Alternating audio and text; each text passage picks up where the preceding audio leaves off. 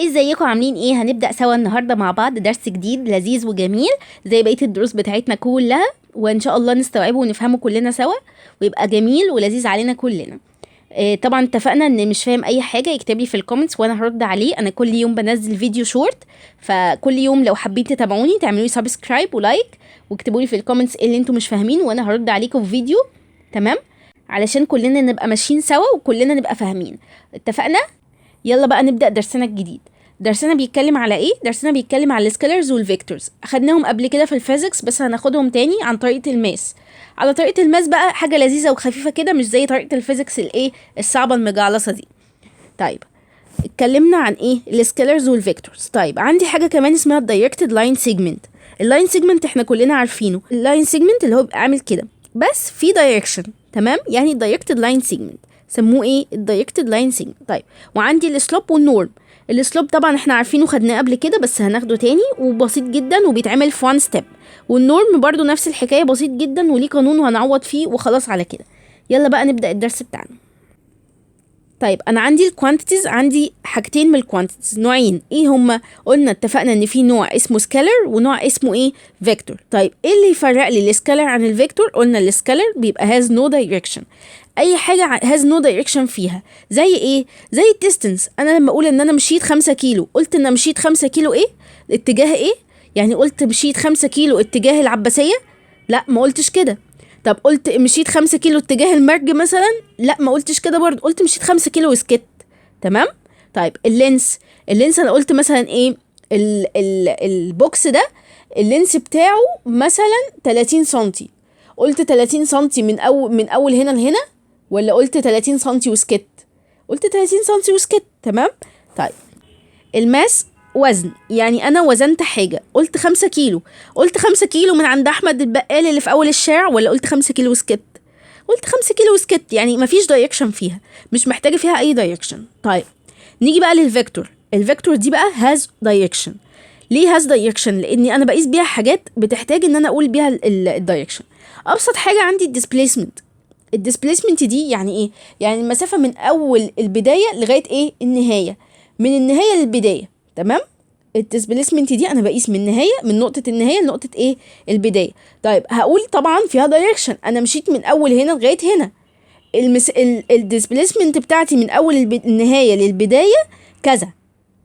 تمام؟ انا هنا قلت دايركشن، انا مشيت من النهايه للبدايه اهو قلت دايركشن، او مشيت من البدايه للنهايه كده قلت ايه؟ دايركشن.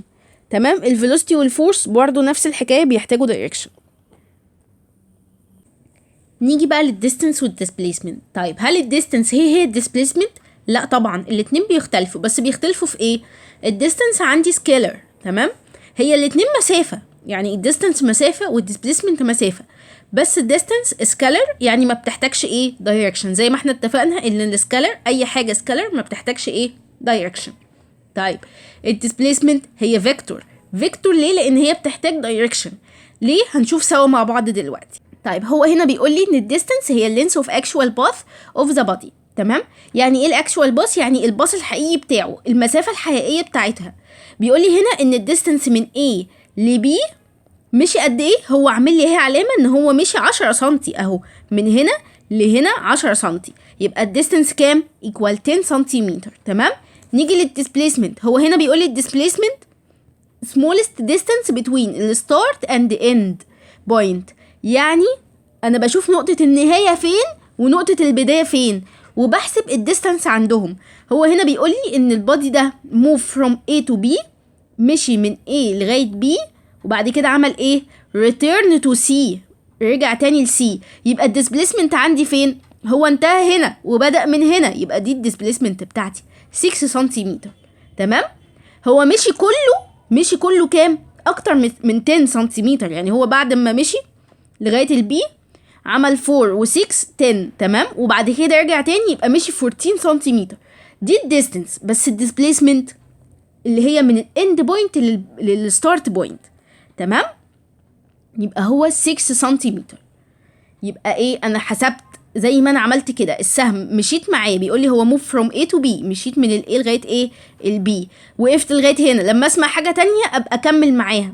then return to C، هرجع تاني ل C، بس هقف هنا بقى، هعمل علامة ان هو وقف هنا، وانا طبعا بدأت من هنا، يبقى دي المسافة بتاعتي 6 سنتيمتر. تمام، اظن مفهومة وسهلة جدا. نشوف بقى اول اكزامبل معانا. بيقول لي ايه؟ بيقول لي if a body moved from point A، مشي من point A هعمل علامة، to C هعمل ايه؟ علامة. مشي لغاية هنا C. طيب بعدين then return to B، يبقى هو وقف لغاية دلوقتي هنا. هيشوف هيقول لي حاجة تانية، مشي تاني ولا هو فضل واقف عند البي؟ يبقى هو واقف فين؟ هنا. هشوف بقى ايه هيكمل، هيقول لي وقف عند حتة تانية ولا ايه، ولا هو ثبت هنا. طيب بيقول لي ايه بعد البي؟ calculate distance and displacement in centimeter with direction، يعني هو عايز الدايركشن كمان، مش هجيب الديستانس والديسبليسمنت واسكت، لا. طيب انا كده الديستانس بتاعته هو مشي قد ايه؟ الديستانس بتاعته هو مشي قد ايه بقى؟ مشي الاول 9 اهي من هنا لهنا، وبعد كده 6، 9 زائد 6 15. طيب بعد كده مشي تاني 6 عشان يرجع لغاية البي، يبقى 15 و6 كام؟ 21. يبقى 21 سنتيمتر، لان هو عايز ايه؟ ان سنتيمتر. منساش كده، لو قال لي ان متر هحولها من السنتيمتر للمتر. تمام. طيب اجيب الديسبليسمنت ازاي؟ احنا اتفقنا من الاند وللستارت، والستارت للاند مشي قد ايه من الستارت للاند؟ 9 سنتيمتر اهي. المسافة دي من عند العلامة بتاعتي هنا للعلامة بتاعتي هنا، يبقى equal 9 سنتيمتر. تمام. in which direction بقى؟ in direction، لان هو عايز الدايركشن اهي with direction بيقول لي في السؤال. طيب in direction of ايه؟ of AB.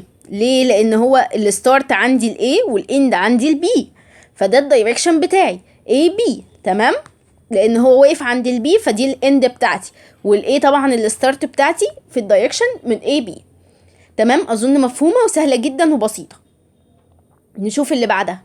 نشوف بقى example number 2. بيقول لي ايه؟ بيقول لي find the distance and the displacement of body when the body moved from A to A to C. معنى كده ان هو يمشي هنا؟ هيمشي كده؟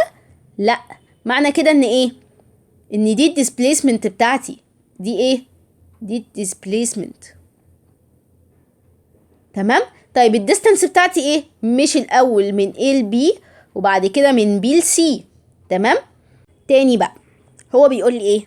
find the distance and the displacement، ومديني ان البادي ده moved from A to C، يعني هو بدأ من A. متفقين؟ طيب وانتهى فين؟ عند السي. من ال A للسي كده ده ايه؟ ده الديستانس بتاعتي؟ لا، دي مش الديستانس، دي ايه؟ دي الديسبليسمنت. دي نقطة البداية، دي الستارت بوينت، ودي ايه؟ الاند بوينت. يبقى الديسبليسمنت هي الديستانس بتوين الستارت بوينت اند الاند بوينت. طيب انا دلوقتي مطلوب مني مش الديسبليسمنت بس، انا مطلوب مني اجيب الديستانس كمان. طب الديستانس هحسبها ازاي؟ هو مشي من ال بي على طول كده، من ال سي على طول كده، ولا مشي لازم يعدي على الحاجات الاول؟ طبعا عدى على البي الاول. يبقى اول حاجة مشي 12، مشي 12 اهو، وبعد كده من البي لسي مشي 5. يبقى الديستانس بتاعتي قد ايه؟ يبقى الديستانس ايكوال كام؟ 12 بلس 5 ايكوال كام؟ 17 سنتيمتر. ليه؟ لان دي الديستانس بتاعتي. طب الديسبليسمنت بتاعتي هجيبها ازاي؟ احنا اتفقنا ان الديسبليسمنت هي الديستانس بتوين الستارت وايه والاند، اللي هي بتوين ال A للسي، اللي هي الحته دي. الحته دي هجيبها ازاي؟ الحته ده مش ده كده تراينجل؟ تمام، مش دي شكل تراينجل وعندي منه 2 مسافتين، يعني 2 sides، عندي 2 sides، ناقصني سايد واحد. هعمل ايه؟ بايثاغورس. ليه؟ علشان اجيب الهايبوتنس بتاعي. لما اجي اجيب الهايبوتنس كنت بعمل ايه؟ بلس. لما اجي اجيب الهايبوتنس كنت بعمل بلس. يبقى 12 باور 2 بلس 5 باور 2 ايكوال كام؟ 13 سنتيمتر. طيب اعرف اقول دايركشن ايه من ال A؟ من دايركشن AC. هو هنا طبعا ما قاليش هاتي الدايركشن، لان هو مديهولي بيقول لي من A to C in direction of AC. تمام. هو اصلا قايلهولي في السؤال، عشان كده هو ما طلبهاش مني، فانا برضو هكتبها له احتياطي. ممكن يبقى طالبها واحنا ما خدناش بالنا منه، يعني واحنا ما خدناش بالنا من السؤال ممكن هو يكون طالبها. طالما انا عارفه المعلومه ما ببخلش فيها اكتبها. تمام؟ فهمتوها؟ ولو حد ما فهمهاش يكتب لي في الكومنت وانا هعيدها له. طيب نيجي بقى للدايركتد لاين سيجمنت. ايه هو الدايركتد لاين سيجمنت ده؟ اللاين سيجمنت احنا كلنا عارفينه هو ايه؟ لاين كده بس. طيب يعني ايه دايركتد لاين سيجمنت؟ دايركتد يعني هاز دايركشن، لاين سيجمنت بس هاز دايركشن بس يعني ما عملتش فيه اي حاجه. هو لاين سيجمنت عنده بدايه ونهايه، زي مثلا هسمي البدايه دي A والنهايه B وايه هاز دايركشن، ده اسمه دايركتد لاين سيجمنت اهو ده شكله. طيب ايه هي البروبرتيز بتاعته؟ has start point تمام، has end point تمام، has direction from start to end تمام. ده اللي انا قلته، ما فيش اضافه. طيب نشوف بقى ايه الايكويفالنت دايركتد لاين سيجمنت. ايه هو الايكويفالنت دايركتد لاين سيجمنت؟ ايكويفالنت جايه من ايكوال. دايركتد لاين سيجمنت لسه متعرفه عليه حالا اهو. ايكوال يعني عندي اتنين نسختين زي بعض، نسختين منه. ده اهو has start وهاز end وهاز direction، ده كده directed line segment. طيب وده ايه؟ has start has end has ايه direction وايه ولاين سيجمنت اهو، يبقى ده directed line segment. طيب ده ايه؟ 10 سنتيمتر وده ايه؟ 10 سنتيمتر، يبقى الاتنين دول ايه؟ equivalent. تمام؟ ده اسمه equivalent directed line segment. طيب has ايه؟ has the same length تمام، has same direction كمان اهو، ده كده وده ماشي معاه كده، يبقى الاتنين دول has ايه؟ has the same direction. تمام؟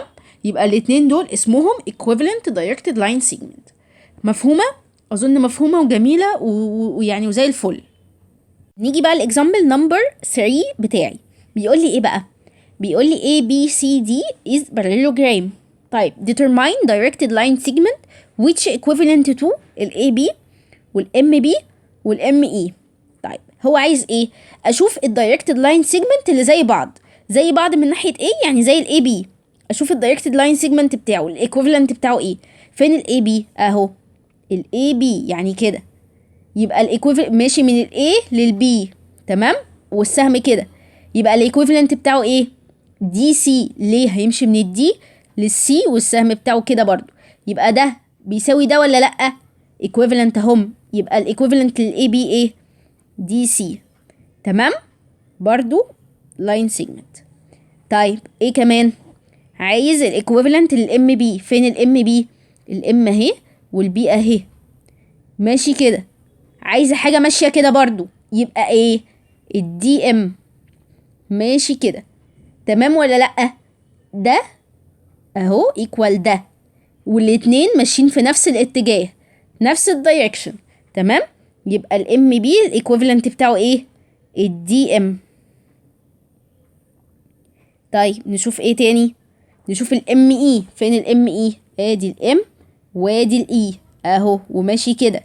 في حاجه ماشيه كده عندي في نفس الدايركشن؟ مفيش. انتوا شايفين في حاجه ماشيه عندي نفس الدايركشن؟ يعني ده في حاجه بتساويه وماشيه نفس الدايركشن بتاعه؟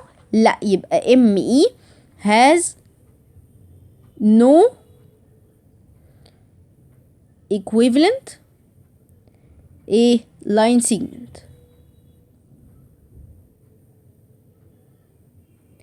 ما عندوش equivalent لللاين سيجمنت بتاعه. تمام؟ عادي، يعني ممكن يقول لي هاتي equivalent لاين سيجمنت وما يبقاش فيه، عادي ما تتخضوش ولا اي حاجه.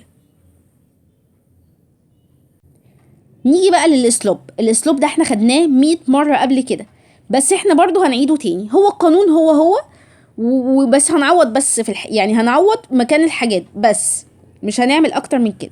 طيب الاسلوب ده اللي هو ايه؟ اللي هو ام، اسمه ام. الاسلوب عندي بنسميه ام. طيب القانون بتاعه ايه بقى؟ y2 minus y1 over x2 minus x1. طيب انا دلوقتي في الاكزامبل بقى اللي تحت اللي هو اكزامبل نمبر 1 ده هنشتغل ازاي؟ هو بيقول لي عايز السلوب اوف اي بي. طيب ومديني الاي اهي ومديني البي اهي. تمام؟ اعمل ايه هنا؟ هحدد الاول فين الاكس 1 والاكس 2 والواي 1 والواي 2. طيب دي ايه؟ دي اكس 1 ودي ايه؟ دي اكس 2 ودي ايه؟ واي 1 ودي ايه؟ واي 2. يبقى عايز السلوب اللي هو ام ايكوال، قلنا القانون اللي هو ايه؟ واي 2 ادي ال1 عندي اهي، واي 2 minus واي 1 1 minus 3 over x2 اللي هي النيجاتيف 3 minus x1 اللي هي ايه ال2. تمام. هيديني 2 over 5. هسيبها كده ومش هعمل فيها اي حاجه. بصوا يعني السوليوشن بتاعي جه في 1 ستيب، ما استهلكتش كمان سطور، هو 1 ستيب على سطر واحد. تمام. ده دايما بيجيبوه في التشوز، ويعني بتلموا بيه درجات كده، يعني هديه من اللي حاطط الامتحان ليكم. تمام. طيب نشوف اللي بعد كده. بيقول لي ايه؟ مديني A و B وعايز ايه؟ عايز A plus B. A plus B يعني هعمل ايه؟ بسيطه جدا اهي، A plus B equal ايه بقى؟ هعمل ال x1 بلس ال x2. تمام. و y1 بلس ال y2. هجيب الاولاني بلس الاولاني والتاني بلس التاني. تمام. صعبة خالص. طيب نعمل ايه بقى؟ نشتغلها بقى. ال x1 اللي هي ايه؟ اللي هي 3، وال x2 اللي هي النيجاتيف 2. نحطها طبعا between two brackets عشان هي بالنيجاتيف. تمام. ماشي. وهنا ال y1 بكام؟ ب2. طيب بلس ال y2 اللي هي 3. تمام. تمام.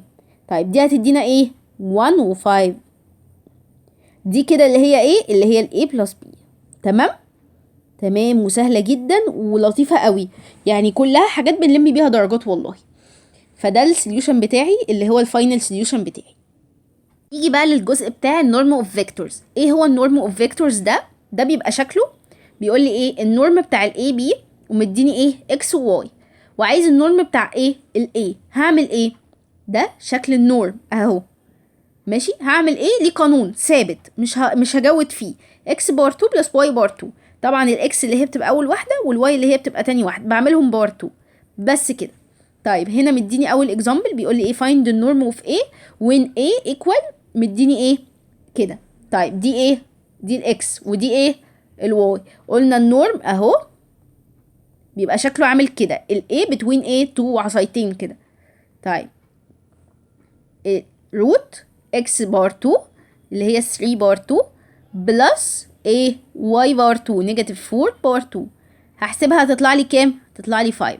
هسيبها كده؟ لا، اسمها 5 لينس يونت او يونت لينس، مش هتفرق يعني. اي حاجه مهم تكتبوا اي حاجه جنبها، ما تسيبوهاش فاضيه. تمام. تمام. نيجي لاكزامبل نمبر 2. بيقول لي ايه؟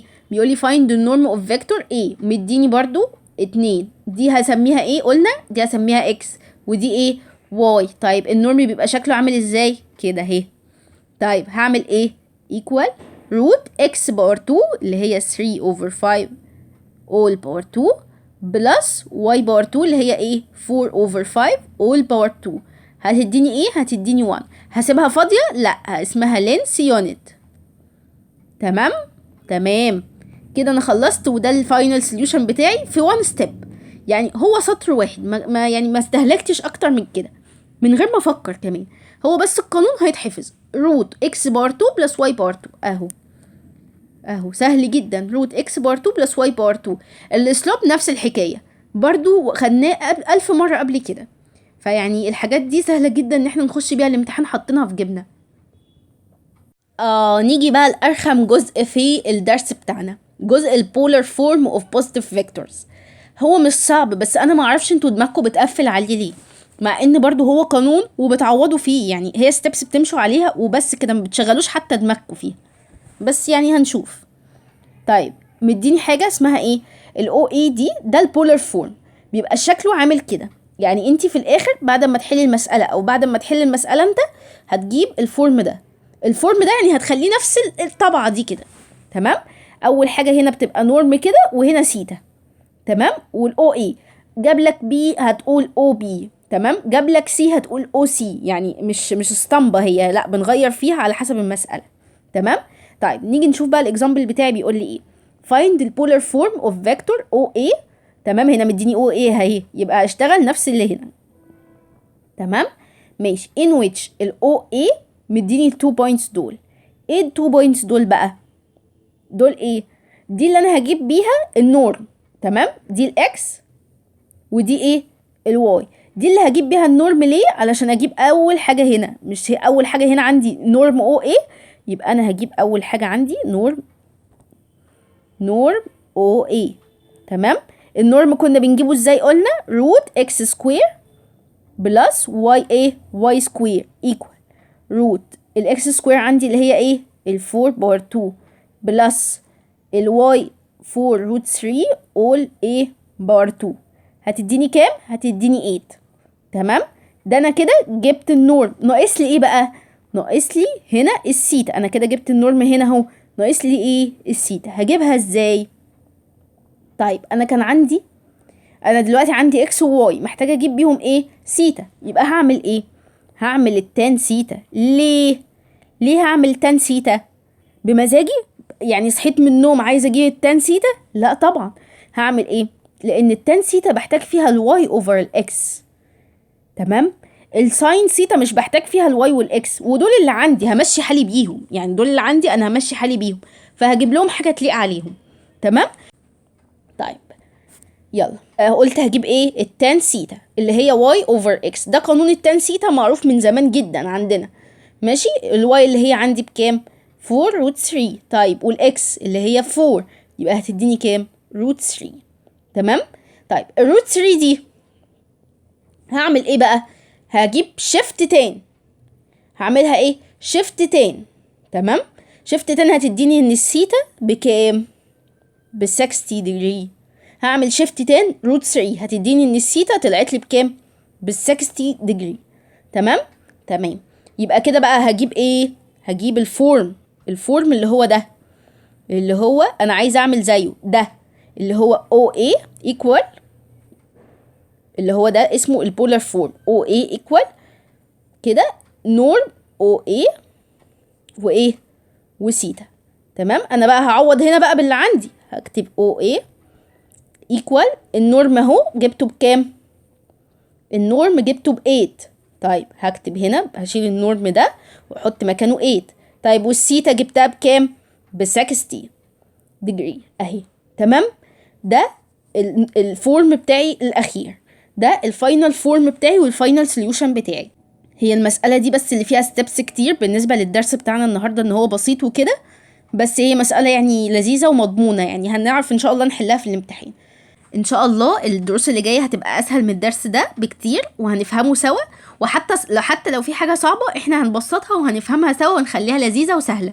ما تنسوش بقى تعملوا لي لايك وسبسكرايب علشان تتفرجوا كمان على الريفيجن، هنزلها كمان يومين ان شاء الله علشان الامتحانات قربت. ما تنسوش تعملوا لي لايك وسبسكرايب علشان يوصل لكم فيديوهاتي اللي انا بنزلها كل يوم، بنحل كل يوم اسئله.